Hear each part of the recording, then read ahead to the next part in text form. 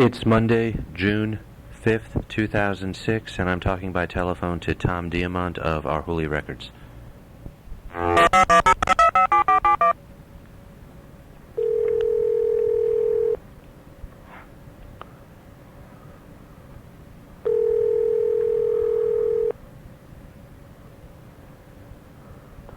Abruptly Records. Hi, is this Tom Diamant? Yes, it is. Tom, this is Mike in Texas.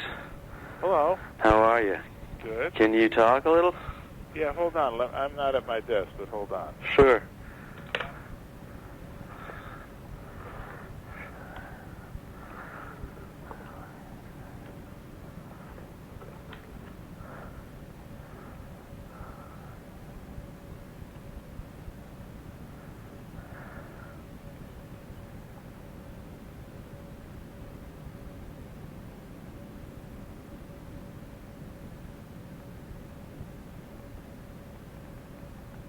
Hello. Hi. How you doing? Good, good. I'm trying to wrap this thing up. I'm now serving like lots of masters all of a sudden, it seems. I spent 5 years writing by myself, and then I'm given this opportunity to publish it, but everybody wants different things. Uh-huh. So, anyway, I wanted to talk to you a little bit about distribution, specifically in the late 90s. You said you may not remember any of it. Yeah, I did, give it some thought after your email. Let me interrupt you. Can I tape record this, Tom, so that I can remember what we said with all the others? Yeah, sure. Okay, I'm doing that now then. Okay. Go ahead. You thought about it a little bit. And I don't really remember the sequence of events, and that's the problem. Okay. There was a time period when labels had regional distributors. Right. Mm-hmm. Of which Rounder distribution, and then they changed it to DNA. That's right. Where I can sketch out some of the broad strokes for you if that would help you. Yeah, sure. Understand that? Okay, Rounder. Rounder was Rounder distribution, and it started picking up all these labels over the years, over the course of 20 years, maybe longer. And I think by the early 90s, as I understand it, some of this comes from Duncan Brown, who was running it. They were still largely regional, but were trying to make incursions into other places.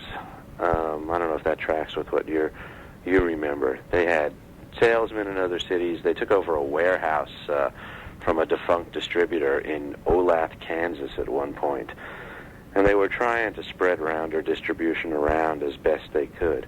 Then in the early 90s, they formed a partnership with Ryko and some distributor out of Seattle, and they formed Rep, which is a name you probably recall. Wow. Does that ring a bell? Yeah, but really vaguely. Okay, well, their idea for Rep was that it was going to distribute. None of this worked. I mean, it collapsed in a year or two, which is probably why you won't. And it collapsed in contentiousness of a nature that I haven't even divined. But the idea that they had for Rep was that it would deal with the top 10 indie labels, as Nowlin put it to me. Just the cream of the indie crop. This is all, their goals. And they moved Rounder Records over to Rep. But they still had Rounder distribution. So there was this company called Rounder Distribution, which was not distributing Rounder Records for a brief while, at least in part of the country. Rounder was being distributed by this new entity, which was a Rounder partnership. They thought that was confusing, so when they made a merger with, I guess it was Valley, they decided we can't call this Rounder Distribution anymore. Let's call it DNA Distribution North America, and that carried all of the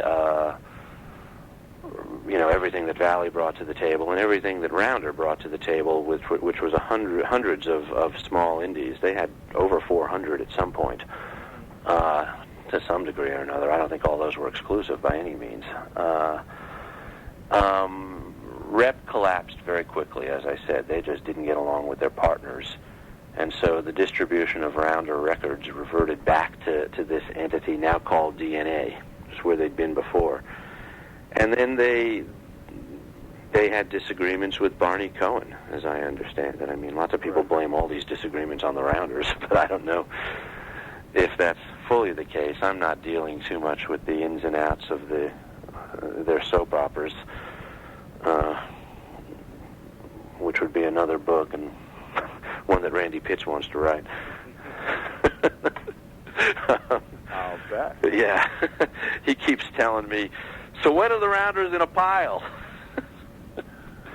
But anyway, so this now brings us, Rep collapsed in 95, thereabouts. It lasted, with Rounders' participation, a year, 2 at the most. The Rounder Valley merger didn't last very long. Also christened, as I understand it, that was what was christened DNA, Distribution North America. And their new CEO, John Verrant, who they brought in, there were a lot of changes in Rounder in 97, 98. He cut this deal with what was then Polygram and is now Universal. So it was about 98 when Rounder pretty much started just leaving distribution behind, and all those labels that had been distributed by Rounder Distribution, which then became DNA, kind of had they had no patron anymore. Rounder didn't care. Mm-hmm. Rounder had most of its big stuff going through Universal, and then I guess it picked up, DNA did a lot of its smaller stuff for a while. Now they're working with IDN, I guess.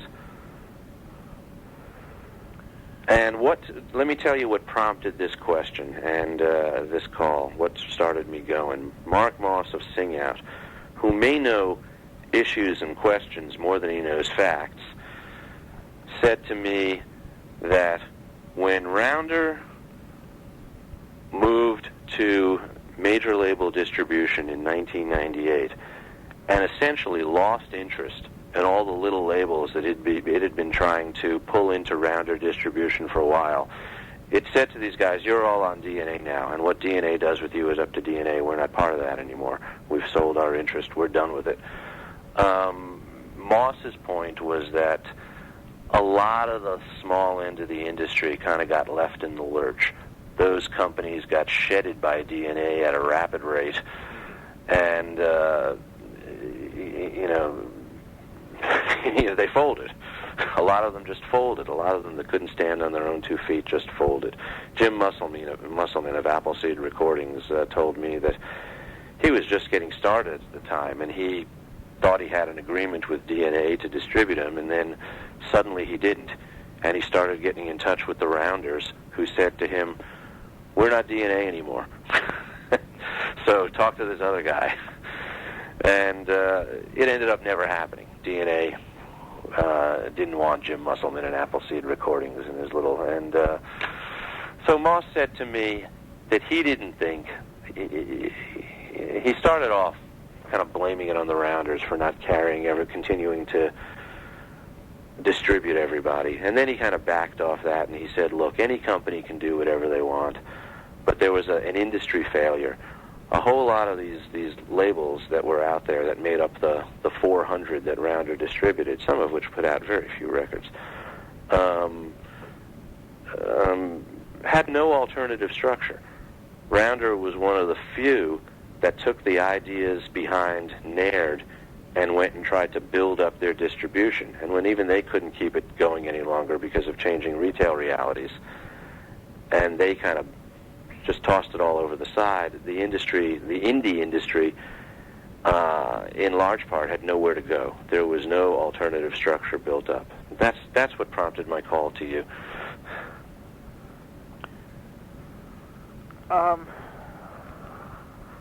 And then when DNA collapsed, Mm-hmm. do you know about that? Was that when the whole Valley thing collapsed?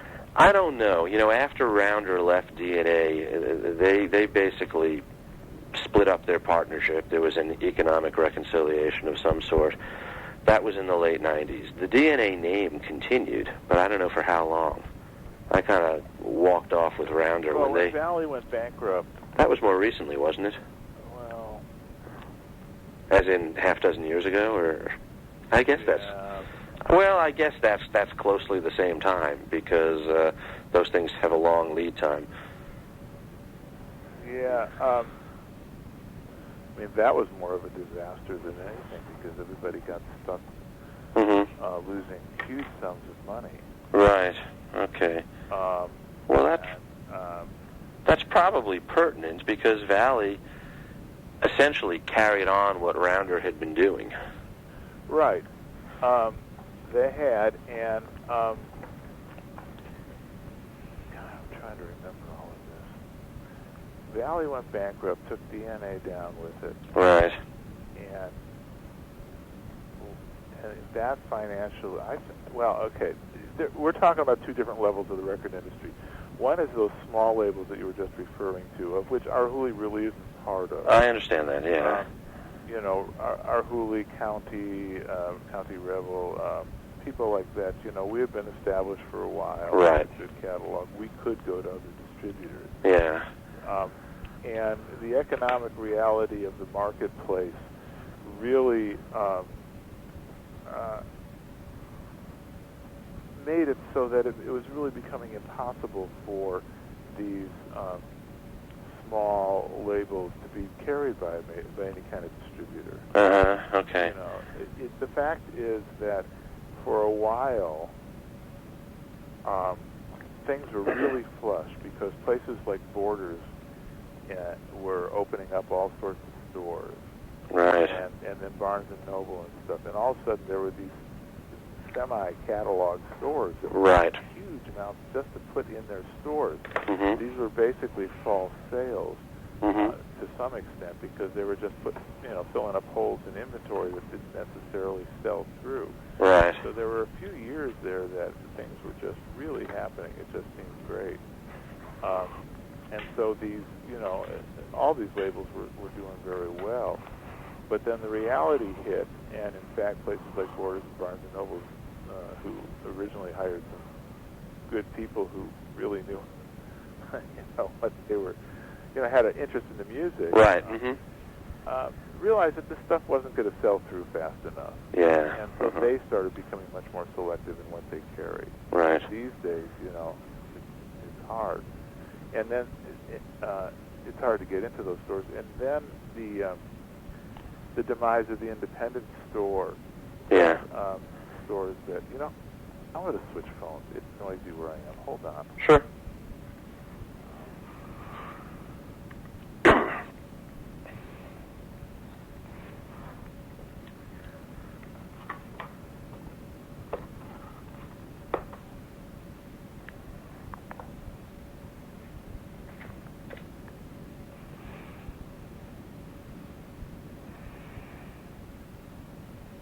I'm sorry, they're always near me.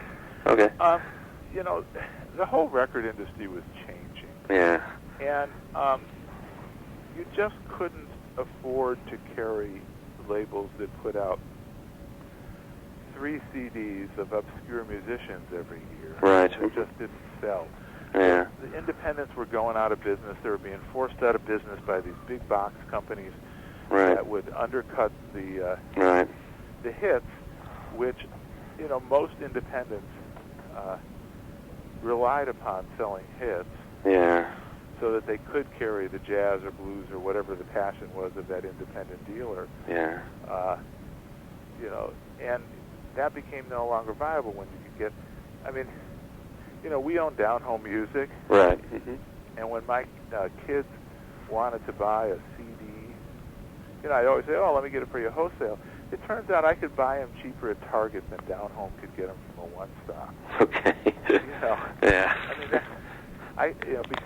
Because the major distributors wouldn't deal with Down Home because they're a small store, so they'd have to get it through a one-stop, whereas Target would get the super low price, sell it at cost, and just to get you in the door. Sure. So I could buy a CD for $12 that would cost, $12.99 to Down Home at wholesale price. So today Target is selling the new Dixie Chicks at $10, which is astonishing to me. Wow. At least that. That kind of stuff, with a whole bunch of other stuff, just forced all these independents out. So I don't know if you can So what was going on there with, DNA carried everybody. Yeah. Rounder distribution carried everybody. Mm-hmm. And did they do you as well at all? For some, I know it wasn't exclusive. Did they carry our Hooli product? Okay. Yeah. And the thing is if I remember correctly, and since you're writing a book, I don't know whether you should put anything in that I can't remember. Yeah, I want to get the sense, and I'm going to ask some questions afterwards. There was going to be then a two-tiered deal at Rounder. That's correct. You remember correctly, and where there was going to be the labels they were going to push, the A team and the B team. Yep, that's exactly right. We're going to put it in a list, and if somebody wants it, we'll get it. The B team had the euphemistic name, which sounds like something out of George Bush world, of Rounder Select. Sounds like it may be the better stuff, but that's actually the B team, Rounder Select. As somebody put it to me who was on Rounder Select, it meant selected for oblivion. Well, but that was the label that did that. Yeah, yes, it was the label. But it was also a part of a distribution thing. Okay. That I believe that they were doing with labels. Anyway, it became, I don't know if anything I know is going to be able to help you, but it really, the whole industry changed, and it changed from regional independents to national distributors. Mm-hmm. And I remember we were not national with anybody at the time. Right. We had Passport out of Denver that was selling into a bunch of regions. We had DNA who was selling to some places, and a bunch of other people. We eventually went national with Koch after everything just kind of crumbled. Mm-hmm. But the distribution system was changing at a time that it was just too difficult. It was too unwieldy to have a warehouse filled with the stuff that just didn't move. I understand. And I don't really, we, going back, we all were friends and struggling to get this music out together back in 1973 when I started. Right. And I went to the first Nerd convention that I went to was in Denver, and it was, I think, the third convention or the second or one of the early ones. Okay. And we were all basically a bunch of music freaks who wanted to work together. And, we could call each other up. The great thing about Nerd was you got to meet people. So that, if you needed a new pressing plant or, your blues mailing list was not very together or whatever, you could call other people for help, and they'd let you have their mailing list, or they'd recommend this and that. And we were all in it as a team of people who had interesting music that we wanted to get to. And as years progressed, that spirit kind of was replaced by the reality of that we were in business and we were going to do whatever we could for ourselves, fuck everybody else. And I never had that attitude, and there's a bunch of people who are still in the record business who also did not have that attitude. Right. Mm-hmm. But certain labels did. You could no longer rely on them. They wouldn't, necessarily share their mailing list, which I understand actually because it's a lot of time and money to do a mailing list. Right. But still, they, it was, and then stuff like happened, like, the Blind Pig Rounder thing that happened. I've only heard allusions. Tell me what that was, if you can. I can't remember the artist. Okay. The Blind Pig had this artist that they thought was theirs, this album by this artist that they thought was theirs, and Rounder had the same band, and I believe Rounder rushed to put it out before Blind Pig could. Okay. I can't remember the details. Call Blind Pig and ask about it. But shit like that happened. Yeah. And I think that was like one of the first ones that was kind of like, whoa. Right. Because we had problems in the old days, but what we do is we pick up the telephone and I'd say, hey, I bought this album from so and so, and now I hear that they sold it to you as well. And what the fuck? We got this guy's trying to fuck us. Let's figure this out. Right. what happened here? What's going on? And that kind of stuff, you know, it started changing where the competition got really stiff.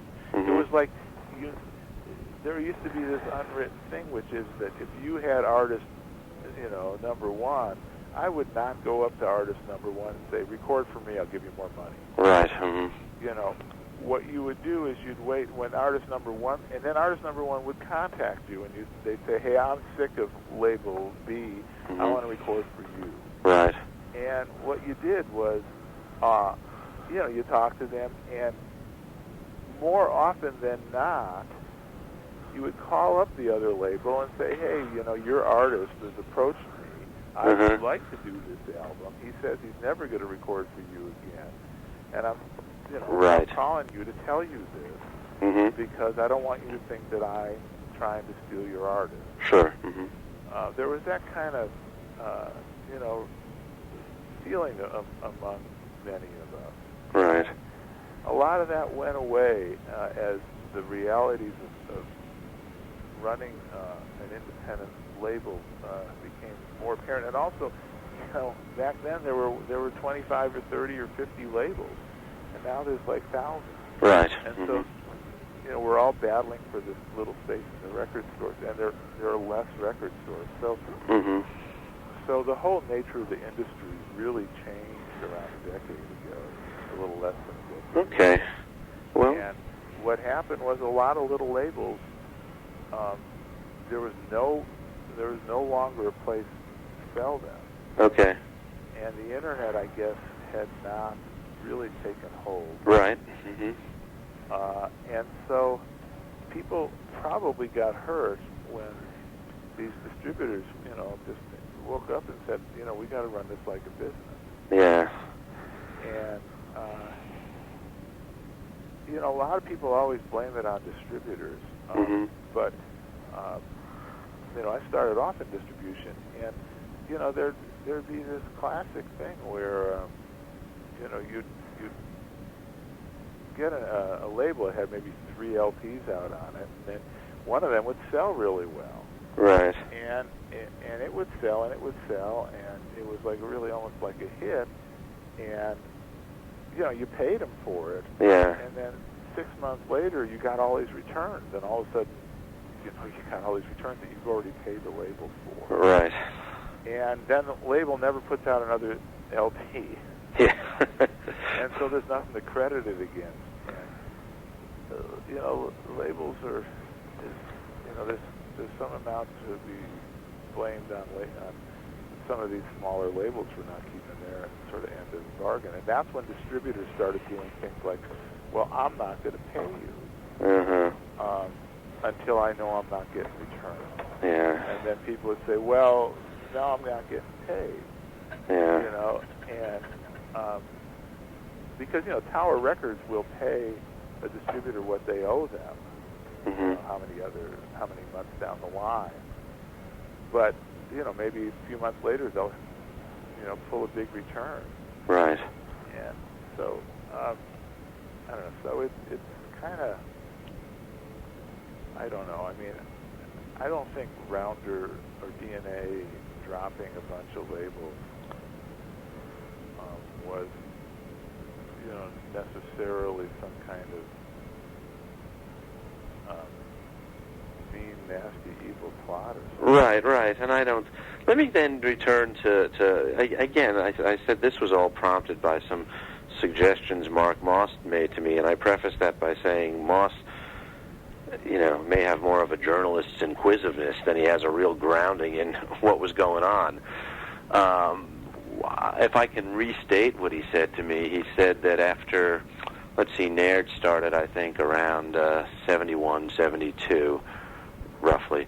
What he said to me was that after a quarter century of Naird's existence, it hadn't, you know, its members collectively hadn't pulled together a system by which they could survive what happened in the 90s. I don't know if that's real. I don't know if anyone could have, though.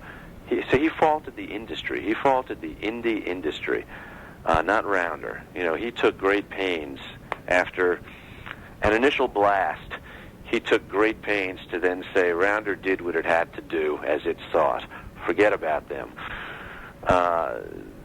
After 25 years of supposed organization through NAIRD or later AFIM, this collectivity of little labels couldn't find a way to keep themselves afloat at all. And that may just be a truism. I don't know. He spoke it as if it suggested some fault within them, although I don't know that they could have conquered the retail realities. It was not the job, or it was never, having been involved with NAIRD, obviously, since pretty much the early years, and through the being on the board actually for a while and stuff, it was never the job of NAIRD to do that. Okay. Although it was often suggested, that perhaps there's something that NAIRD can do. But NAIRD, in my mind, was always just a conference for us to get together at. Right. For us to meet, discuss common goals, and to be able to and since we had 8 different regional distributors, it was a place to meet them all. Yeah. Sit down and have meetings face to face with them. This is before the daily emails that we all do. Yeah. It was harder to really develop a relationship with distributors. You'd have to talk on the phone or whatever, and so it was, and that's what that was. And then there were always people who wanted to do things. Yeah. And Tommy Silverman was one of those, and he was very good at putting together deals so that NAIRD people could get a deal advertising in Billboard. Okay. Or pushing for a blues chart. Right. Or whatever. So those kind of actions, there were certain people who felt NAIRD should do, and they were successful in doing that. Yeah. But I always used to say that the most important word in NAIRD was independent, because we were all just independent. You couldn't get all these people to agree on anything. Okay, I like that. I may quote that. We were all. It was an eccentric bunch of music nuts. Yeah. We weren't business people. Okay. And those of us who survived, were those of us who had some kind of business sense. And the NAIRD, I don't think it's fun. There was talk about let's put together a distributor, and every now and then, we'd want to start a distributorship because everything was so crappy and nobody was getting paid. Right.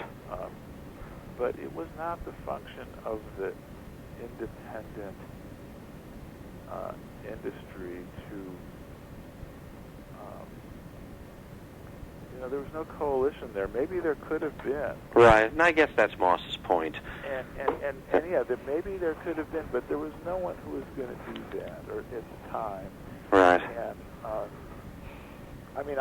I'm sorry to see that the organization died. Yeah. It seemed to be there was the last few conventions there was no reason to be here. Okay. And I think that it could have emerged. Something could have happened, but now it doesn't seem like. I don't feel like I'm part of a group of independent labels anymore. Interesting. The people I talk to, and I just did this. We have a release of a certain genre that's coming out next month, and I called a couple of old friends who have music in that same genre of record labels. But they're really, there aren't that many. What's the stuff, if you can? It was the bluegrass thing. Oh, okay. And I called Dave Freeman's son Mark, and I talked to him, and I called Allison Brown's label, Compass. Yeah, I called Gary over there, and just for some advice. But I I don't, personally, I don't feel like I'm part of Right. a group of labels. I mean, there used to be those obscure jazz labels and new classical labels Right. and all this kind of stuff. And I think that I think there's actually a need for it. I mean, people. Sure. Why do people go to Focal Iron? Hope for the same hopes, that something could come of it. To get together, but there's a huge contingent, and Moss would be one of them, that would always be saying, why aren't you doing something? And there are always different somethings. Creating some structure that deals with PROs, performing rights organizations, or whatever. But basically it becomes a year after year opportunity to talk.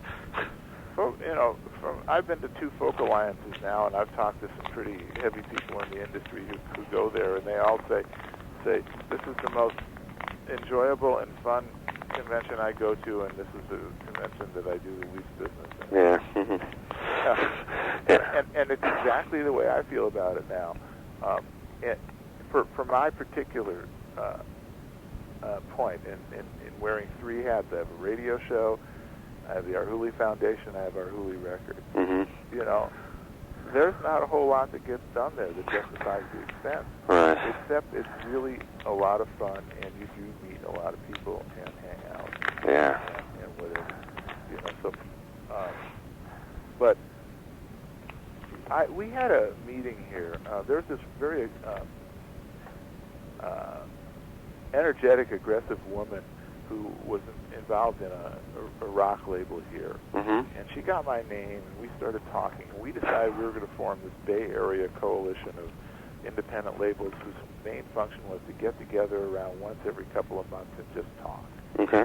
And we had one meeting, Oh. and we just put the word out. And it was astounding how many people showed up, far more than we ever thought. And it was just, obviously people wanted to do it. Yeah. And then she lost her job, and this and that happened, and I wasn't going to carry the torch, and so it never got together again. But there is a lot of people in the industry who I think still would get together if there was a good venue to do so. And I thought even that the Folk Alliance could maybe take that up and appeal to labels and have special things for label-only things. Right. But I went to the new face of record labels or distribution panel in Austin. In Austin. Mm-hmm. And there was nobody there. There were more people on the panel than in the audience. Oh, Jesus. The Folk Alliance, people didn't seem to care. Ken was there, but so I don't think it was Naird's fault of not being together. I think there was not much, I suppose if all those little independents that were all of a sudden struggling got together and had it, banded together and said, all right, we're one unit, did central billing or that kind of stuff. Right. Had, formed some kind of federation where, and we had talked, this is something we had talked about, but it had never happened. Right. Where a bunch of us labels said, okay, we're going to be a group, so we could approach a distributor as a group. Sure. Do single billing, single shipping, single promotion, that kind of stuff. But those things never happened. We're all too overworked and too independent to want to do anything like that. So I don't really see how. I think it was the nature of the industry changing. Okay, and I think it's human nature in that what it takes to do the type of thing that you described just a moment ago, the hypothetical thing, and that Mark Moss was hoping for. At the end of the day, it takes one actor, one person usually, who's going to do it. And if you don't have that, and that's a rare person in any endeavor, if you don't have that person who's going to keep at it and keep at it and keep at it when no one else is showing up for meetings or returning phone calls promptly, it's not going to happen. Right. And exactly. And a lot of people run their record labels as a hobby. yeah. And are intuitive enough so that they somehow are successful at it. And then there's those other people who just work their butt off 24 hours a day, or every waking hour of the day, and are very successful because they do that. And I don't know. I mean, I guess it seems like there's a billion labels happening now. Yeah, it does. You go out there on the net, and there are a billion labels, but I don't know if any of them are anything other than, net sellers, one-shot releases, one-band releases. But it does seem like there's a billion labels. Well, if you walk into down-home music and look at all, I mean, there's a glut on the marketplace. Yeah. And it's a good glut in some respects, because lots of people are putting out music. It's become, as Strockwood says, it's become very democratic in that anybody who's got any money and a CD burner can put out their own CD. Oh, and they can send it to CD Baby and sell it. Right. Get a website. Right. Get on iTunes, the whole deal. Yeah. And so in that sense it is. But if you're a record store and you're trying to carry every bluegrass or old-timey album that's out there, forget it. Right. There's way too many. Just the bluegrass and old-time music. If you read the Old Time Herald and Bluegrass Unlimited, see how much comes out every month. Yeah. And what's really going to sell, because there's too much diversity of the entertainment dollar. There's very few stores that carry everything. I mean, who makes money in bluegrass music? There's around a dozen bands. Right. And then everybody else is just kind of struggling. Sure. So I don't know. What's surviving is to me, what's happening in the music industry that is the most exciting, and it's not an industry thing, is the fact that so many people are playing music now. Right. And so many people, who makes money in bluegrass music? It's Martin guitar and Gibson banjo. Yeah. And all those other people who sell instruments, GHS strings, D'Addario strings. That's an interesting observation. How to play, the people who sell the videos on how to play. Where do most of the musicians I know make their money? Teaching lessons. Right, interesting. Not playing gigs, repairing instruments. That's who's making the money now. We're across the street from a guitar center. Any time you walk in there when that store is open, it is packed with people buying drums, buying electric guitars, buying software so that they don't even have to play any music. They can make the computer do it. You go to a bluegrass festival, and what do you see more than anything is jam after jam after jam after jam. Right. That's what's happening in the music world that is exciting to me, is that so many people seem to be making their own music. And, some people survive, but through selling it and making CDs. Well, you got something in common with Pete Seeger.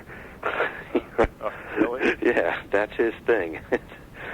He's a cranky, but no, well, people making music, that's his thing. That's his thing. It just seems to be more and more people playing, and I think that's pretty exciting. And an underground where my son is into punk music. He goes and he buys CDs for $5 at these gigs, these punk bands where they just crank it out for as cheaply as possible, and they don't care about making any money. They just want to get their name out there. And right. 10-song CD for $5 or a 5-song CD. It's just changed so much, and it continues to change. I think that maybe a lot of labels did go under because the independent distribution thing fell apart, and you had to be a pretty decent label for you to get national distribution. Because when these people who decided they were distributing nationally, they had salespeople all over the place, and they were national distributors, they weren't going to carry a small little label that didn't put out very many CDs, and didn't sell very much. So that's really what changed more than anything, is that since regionals went away, and there's a handful of regionals like City Hall here in the Bay Area, still carries a lot of smaller independents. But they won't pay you unless they really get paid and make sure that there's no returns coming back. That must be a long process. It is. Yeah. People bitch, I don't get paid. Well, Yeah. The reality is the City Hall wouldn't be in business today. One of the few independent guys still left. If he didn't, really care. He's not trying to. I don't think Robin Cohn, the owner, is evil and is trying to rip anybody off. Right. He just doesn't want to get stuck with a bunch of CDs in his warehouse that he's already paid for. Sure. That are Makes sense. Sell. And so he's really cautious as to when he pays people and what he pays people. And but he's one of the few left. I mean, I can't even think of any other regional distributors. Jesus. It sounds like Rounder was just out of that initial crop of indie labels that came out of the early 70s formation of Naird. They were just the most aggressive in terms of trying to build something on their own. Is that a fairly true statement? Is there any truth to that? They were one of the ones who were more aggressive, yeah. I mean, and then... There were certainly other labels. I mean, Bruce Iglauer comes to mind immediately as being somebody who got a blues guy, basically managed him, booked him, put his CDs out, promoted him, Right. But did he didn't create his own distribution scene, No. did he? No. That's No, what I was referring to that. I think started distribution just because they needed somebody to distribute their label. Oh, they told us that. They told me that. I mean, that's in my... They said they had nobody to, their first thought was to go to the record stores themselves. Now, obviously, there's limitations of scale eventually, but they learned about distribution, they claim, or learned of the existence of distribution, they claim, when the guy at the record store said, I don't buy records from guys like you who say you're a record label. I buy records from distributors. Who's your distributors? And that's, it's their lore at least. But anyway, this has been a reality check for me, actually. It's been very helpful, more helpful than I think you think. I knew a lot of it, but I was... but what I didn't know was this, is there anything to this unformed, and I think kind of, in retrospect, I think romanticized contention of Mark Moss's that there was something that Naird and the people it represented, or the people who formed it, could have done to build an industry that would have served their particular needs. And I'm not sure the economic realities of retail would have allowed it.